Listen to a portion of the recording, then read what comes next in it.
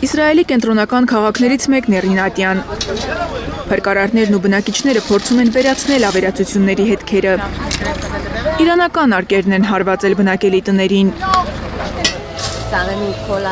Ապաստարաններ մտանք, հետո պայթյունի ուժեղ ձայն լսեցինք, ձայնից հասկացանք, որ տանը շատ մոտ էր հարվածը։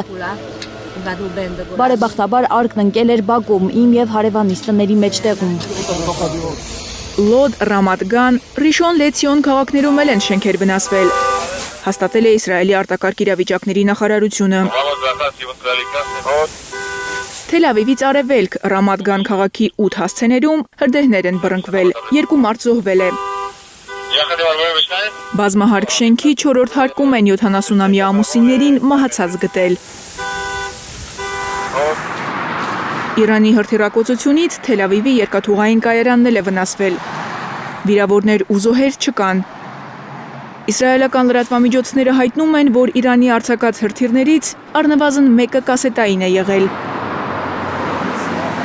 Իսրայելի առողջապահության նախարարությունը հայտնում է, որ վերջին 1 օրում Իրանի և Հեզբոլլահի հետ հակամարտության հետևանքով Իսրայելի 192 քաղաքացի է հոսպիտալացվել։ Նրանցից շատերը ապաստարաններ գնալու ճանապարհին են վիրավորվել։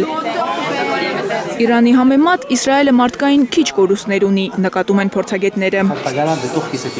Նրանց կարծիքով տագնապի ազդանշանի, նաև SMS-ներով բնակիչներին վերահաս վտանգի մասին զգուշացնելու միջոցով Իսրայելի կառավարությունը կարողանում է խուսափել մարդկային մեծ կորուստներից։ Լուրջ դեր է խաղում նաև ապաստարանների քանակը։ Թաքստոցների ցանցը օգնում է նվազեցնել զոհերի թիվը, նույնիսկ ակտիվ հրթիռակոծության պայմաններում։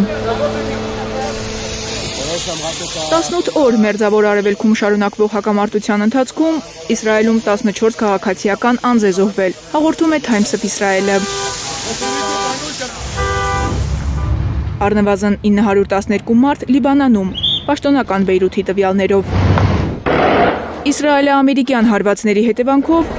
ավելի քան 1200 մարդ է զոհվել Իրանում, ըստ Իրանի Կարմիր մահիկի։ Մարիամ Ամերջանյան, Անի Ղանդիլյան, Հայլուր։